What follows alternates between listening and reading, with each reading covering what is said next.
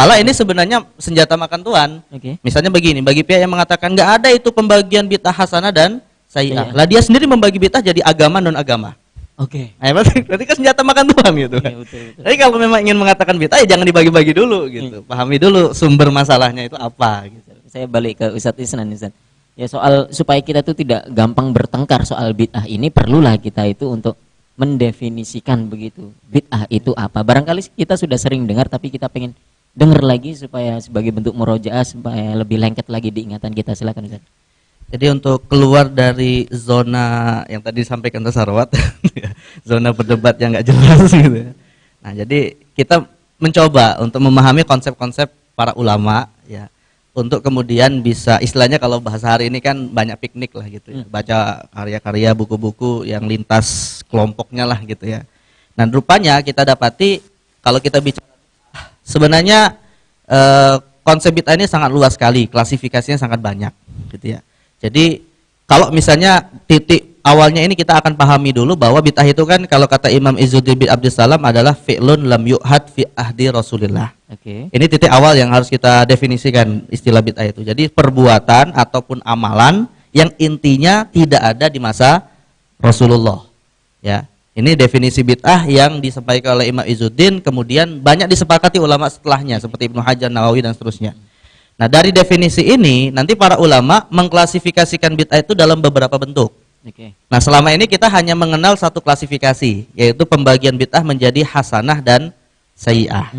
Nah, sebenarnya bid'ah bisa kita klasifikasikan paling tidak dalam 3 bentuk lah. Sebelum ke klasifikasinya dulu, maksud saya begini, kita fokuskan dulu di definisinya dulu. Nanti kan beberapa orang itu mengatakan begini, bid'ah itu hanya ada di dalam permasalahan agama begitu. Jadi kalau dalam berpakaian itu ya tidak bid'ah. Jadi misalnya mohon maaf ungkapan Ustadz Sarwat tadi itu bahwa makananmu itu bid'ah, itu tidak termasuk bid'ah karena tidak dalam perkara agama begitu. Itu kan cuma makanan saja begitu. Artinya begini, kalau kita sudah mempersepsikan bid'ah hanya dalam konteks agama, artinya ini kita masih belum meluaskan pemahaman tentang bid'ah itu apa. Gitu. Karena bagi yang misalnya mengatakan bid'ah hanya dalam urusan agama saja, berarti apakah di luar urusan agama tidak disebut bid'ah kalau itu adalah suatu kemungkaran? Nah, itu kan persoalan sendiri gitu kan. Nah, pakaian itu kalau nggak termasuk agama, nggak usah pakai pakaian nggak apa-apa. Nah, kan pakaian agama juga, makanan agama juga. Berarti makan babi boleh dong, kan bukan bagian dari agama. Minum khamar harusnya boleh kan, karena bukan bagian agama. Yang agama tuh yang tunggang-tungging rukuk sujud aja kan. Pakaian dan makanan bukan agama. Oh berarti bebas dong kita. Enggak juga kan? Ya, itu makanya tadi ya, terlalu menyempitkan justru. Betul gitu. Artinya kalau kita sekali lagi ingin memahami bid'ah secara komprehensif, sebenarnya jangan dulu membatasi kepada agama. Malah ini sebenarnya senjata makan tuan. Misalnya begini, bagi pihak yang mengatakan nggak ada itu pembagian bid'ah hasanah dan sayyi'ah. Lah dia sendiri membagi bid'ah jadi agama non agama. Nah, berarti kan senjata makan tuan gitu kan. Tapi kalau memang ingin mengatakan bid'ah ya jangan dibagi-bagi dulu gitu. Pahami dulu sumber masalahnya itu apa gitu. Nah, jadi ini makanya kita awalinya dari bid'ah dalam arti umum dulu gitu ya. Dan ketika kita kemudian masuk secara detail, baru kemudian rupanya jenis bid'ah itu sangat banyak diklasifikasikan oleh para ulama ya. Baik, jadi ada 3 paling tidak. Yang sebelum kita nanti akan merujuk kepada atau akan mengkerucut kepada konsep bid'ah idhofiyah yang kita bahas ini. Jadi bid'ah itu kalau dari sisi sifatnya memang kebanyakan ulama, dan ini yang sering kita ulang-ulang dalam KMK gitu ya, bagi 2, hasanah dan sayyi'ah. Dan ini tentunya pembagian mayoritas ulama. Adapun minoritas ulama dalam masalah ini sebenarnya anggaplah pendapat yang menyendirilah gitu ya. Nah, yang kedua, Imam Izzuddin bin Abdussalam membagi bid'ah juga berdasarkan hukumnya menjadi 5. Kalau tadi kan berdasarkan sifat, bisa hasanah, bisa sayyi'ah. Nah, sedangkan kalau dari sisi hukum bisa dibagi jadi 5, yaitu bid'ah wajib, bid'ah haram, bid'ah sunnah, bid'ah makruh, dan bid'ah mubah. Karena berangkat dari pemahaman bahwa bid'ah itu bukan hukum. Jadi kalau ada orang yang mengatakan ini hukumnya bid'ah, nah kita kalau belajar ilmu fikih itu ada nggak Pak 5 hukum itu salah satunya bid'ah? Ada nggak? Berarti kan ini hukumnya bid'ah itu keliru menetapkan istilah gitu kan. Nah, artinya yang sebenarnya masih harus dilanjutkan masih koma itu tadi. Ini hukumnya bid'ah tapi secara fikih apa? Gitu. Nah, Imam Izzuddin sudah menjelaskan bahwa wal bid'atu munqasimah ila khamsati aqsam, bahwa bid'ah itu ada 5 dalam kitab Qawaidul Ahkam fi Masul Anam yang tadi kita sebutkan, wajib, haram, sunnah, makruh, mubah. Nah, ini dari sisi hukum ya. Dan kemudian yang ketiga, bid'ah bisa juga diklasifikasikan berdasarkan bentuknya. Nah, kalau dari sisi bentuk, maka disinilah nanti bid'ah menjadi ada bid'ah idhofiyah, ada bid'ah hakikiyah. Jadi ada bid'ah secara hakiki, ada bid'ah yang dia sifatnya campuran. Idhofah itu nanti secara sederhana artinya campuran. Gitu. Baik, insya Allah kita lanjutkan setelah azan Isya berkumandang. Baik, Bapak Ibu dan jamaah yang dimuliakan Allah Subhanahu Wa Taala, kita lanjutkan pembahasan kita tadi sampai di penjelasan Ustadz Isnan tentang klasifikasi bid'ah begitu Ustadz ya.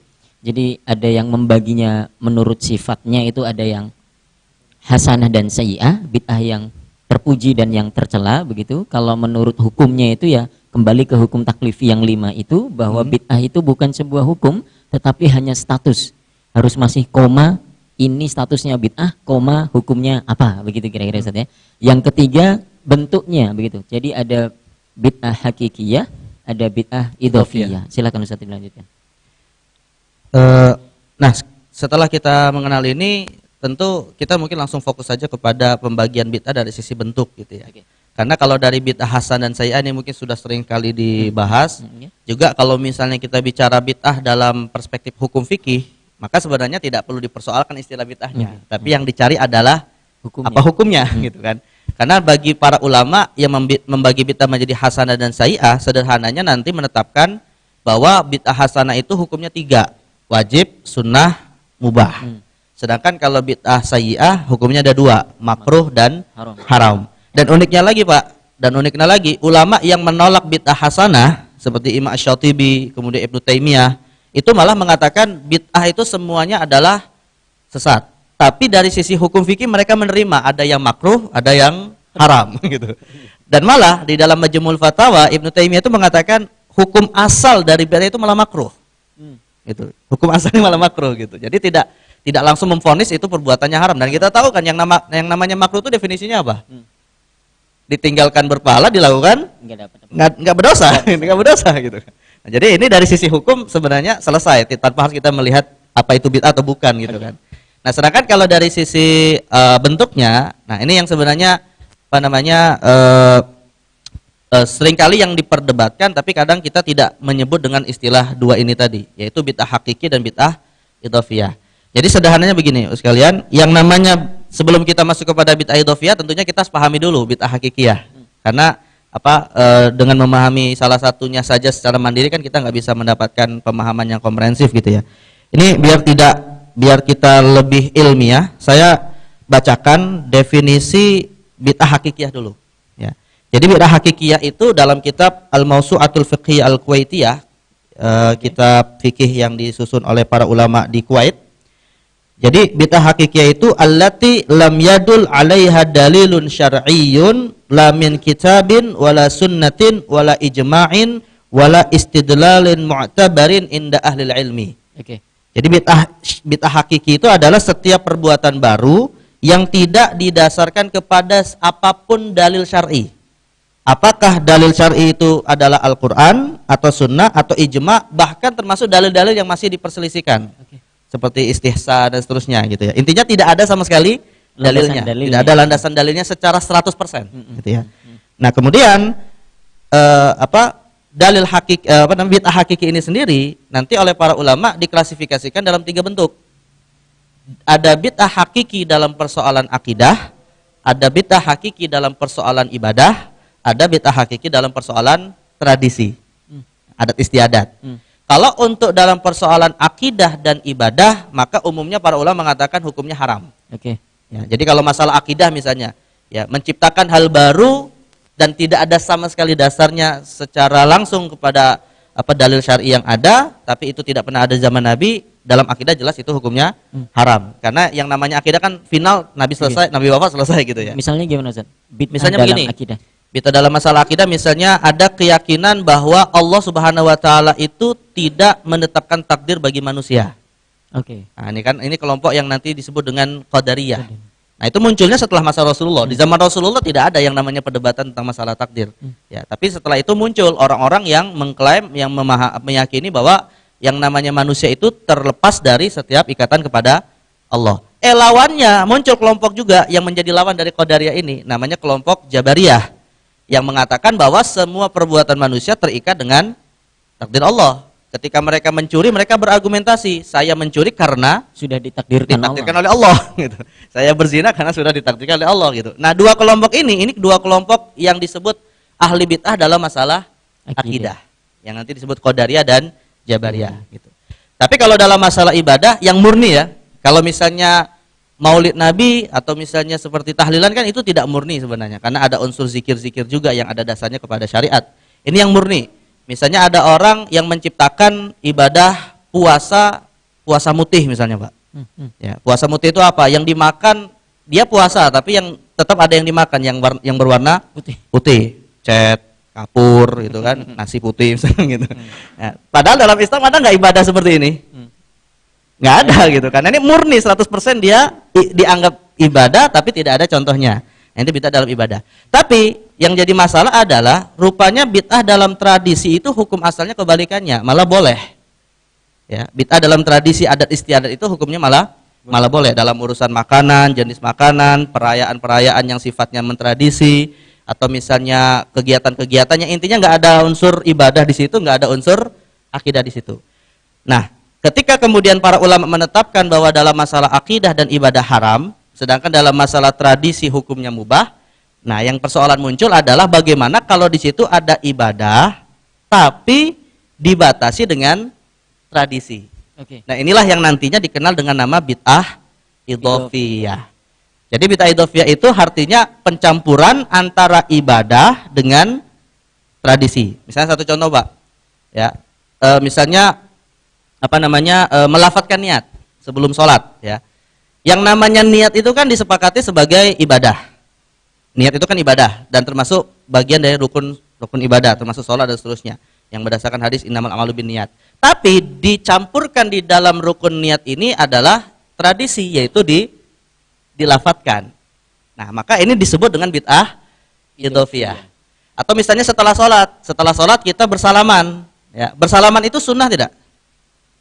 Sunnah bersalaman, dan bahkan Nabi kan mengatakan dalam hadis bahwa barang siapa dua saudara bersalaman maka akan gugurlah dosa-dosanya sampai mereka berpisah. Tapi secara tradisi salaman ini dilakukan setelah sholat, dibatasi ketentuannya setelah sholat. Nah, jadi ini percampuran antara unsur ibadah yang memang ada dasarnya kepada syariat dengan unsur pembatasan tradisi yang kalau kita cari contohnya tidak ada di Rasulullah SAW. Nah, maka bid'ah yang seperti ini namanya adalah bid'ah idhofiyah. Dan kalau kita telusuri semua bentuk perdebatan tentang amalan-amalan yang dibid'ahkan itu sebenarnya masuk dalam masalah seperti ini. Ya, pada bulan Rabiul Awal kita memperingati Maulid Nabi. Ya, cinta Nabi, mengekspresikan cinta kepada Nabi itu sunnah tidak? Sunnah, tapi dibatasi dengan acara-acara hari raya di bulan Rabiul Awal. Atau misalnya seperti yang tadi saya contohkan, sholat tarawih itu kalau kata Imam As-Suyuti di zaman Rasulullah tidak ada riwayat yang sahih dibatasi jumlah rakaatnya. Gitu. Kata Imam Suyuti tidak ada jumlah rakaat yang pasti. Tapi muncul pembatasan pada masa sahabat menjadi 20 rakaat. Dan pembatasan itu bagian dari atau sesuatu yang tidak ada dasarnya dari Rasulullah. Tapi kan sholat tarawihnya sendiri ada amalan sunnahnya. Nah, jadi pencampuran seperti ini dikategorikan oleh para ulama dengan nama bid'ah idhofiyah. Saya mau nambahkan tadi sedikit. Jadi bid'ah yang dikategorikan hakikiyah itu kan kebanyakannya di bidang akidah. Berarti dianggap sebagai yang menyesatkan tuh ya di bidang akidah itu. Tadi Ustadz Ihsan memberikan contoh perdebatan antara Qadariyah dan Jabariyah. Nah, sebenarnya kalau melihat konteks di masa itu, perdebatan yang sifatnya akidah ini kalau dilihat secara sudut pandang yang berbeda, memang kelihatannya yang diperdebatkan masalah akidah. Padahal sebenarnya yang terjadi kalau lihat konteks sejarahnya itu perdebatan politik sebenarnya. Jadi ribut-ributnya para penguasa, rebutan tahta. Gitu kan, kalau di zaman Khilafah Bani Abbasiyah itu kan banyak beberapa khalifahnya yang berpaham Mu'tazilah. Dengan paham Mu'tazilah itu kemudian dia menangkapi orang-orang yang dianggap paham akidahnya berbeda, berseberangan. Ya, kalau kita lihat misalnya Imam Ahmad bin Hambal, ya kan beliau disiksa tuh, di penjara dan sebagainya gara-gara menentang konsep bahwa Al-Qur'an itu adalah makhluk. Saya itu dari dulu mikir begini, emang kenapa sih kalau orang punya perbedaan pendapat kenapa pakai ditangkap-tangkepin segala gitu kan? Lagian Imam Ahmad juga konyol banget, kenapa sih nggak minggir aja gitu, pakai dijabanin segala gitu kan? Saya awalnya berpikir begitu, tapi ternyata memang masalahnya bukan di bidang akidahnya itu perdebatannya, itu masalah kekuasaan gitu. Jadi masing-masing itu berpikir bagaimana caranya jadi penguasa dengan menghabisi lawan-lawan politiknya, tapi tema yang diusung itu adalah tema perdebatan akidah. Syiah contohnya. Syiah itu kan kalau di dalam kelompok ahli sunnah wal jamaah, Syiah itu yang dianggap bid'ah itu. Ya kan, kelompok yang menyimpang. Iya sih, tapi coba deh urutkan kembali ke sejarah aslinya. Sebenarnya mereka ributin apa sih? Kan khilafah. Ya kan? Khilafah itu menurut mereka nih ya, harusnya itu yang jadi jadi khalifahnya Ali. Tapi direbut sama Abu Bakar, sama Umar, sama Utsman, gitu kan? Terus dia membenci semua sahabat karena menyetujui khilafah Abu Bakar, Umar, Utsman. Yang dibenarkan, yang disetujui sahabat itu cuma ada 6 aja yang dianggap sebagai ahlul bait misalnya. Walaupun ahlul baitnya juga nggak jelas. Bilal ahlul bait padahal dia orang Habasyah gitu kan. Istri Nabi siapa? Aisyah bukan ahlul bait. Ini keahlul baitannya itu dari mana sebenarnya kan? Nah, kan politis sebenarnya. Nah, sebenarnya dasarnya politis, tapi dibawa-bawa kepada wilayah akidah.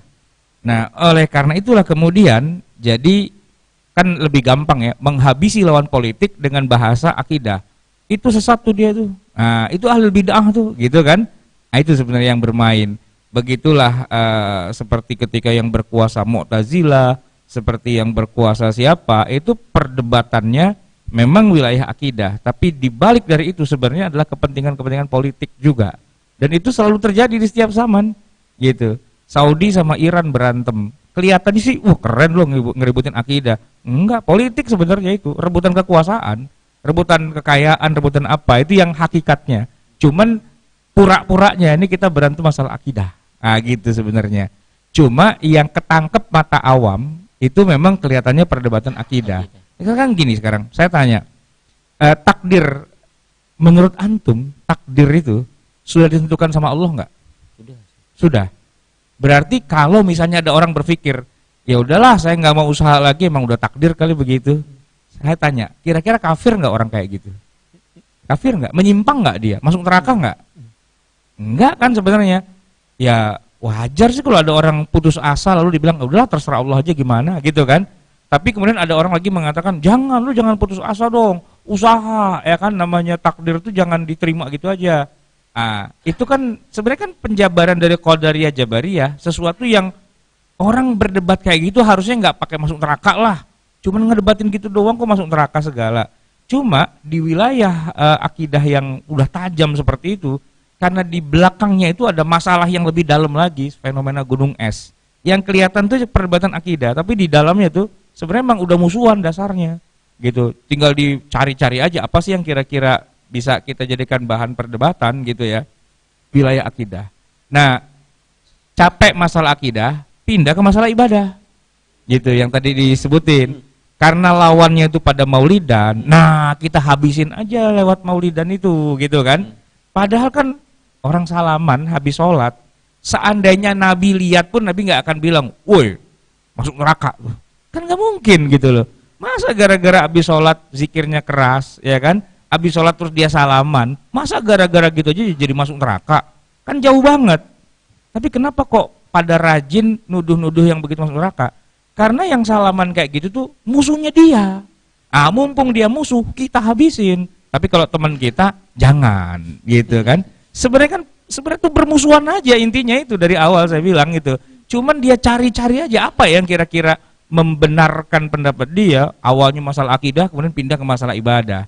Gitu. Jadi obatnya itu sebenarnya kalau menurut saya hati yang hasad dan dengki itu sebenarnya yang harus diberesin gitu loh. Ya, nggak suka lihat orang senang ya. Ya, senang lihat orang susah, susah lihat orang senang. Gitu aja sebenarnya sih intinya itu. Hasadnya itu yang susah dihilangkan itu. Cuman ngeributin bid'ah itu cuman buat kamuflasenya. Kira-kira biar keren kita berantemnya masalah bid'ah yuk gitu kan. Tapi itu intinya cuma nggak suka sama orang aja sebenarnya itu kelihatannya begitu.